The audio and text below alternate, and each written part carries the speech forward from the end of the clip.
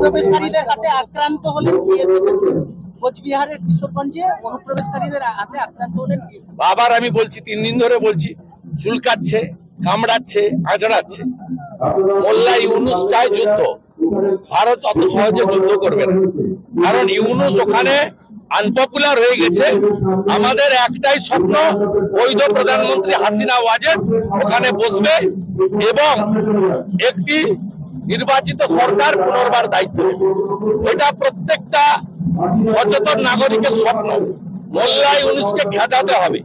ওরা বিজিবিকে দিয়ে এবং চোরাচালানকারীদের দিয়ে বর্ডারে উস্কাচ্ছে, যাতে ভারতের পক্ষ থেকে কড়া ব্যবস্থা নেওয়া হয়।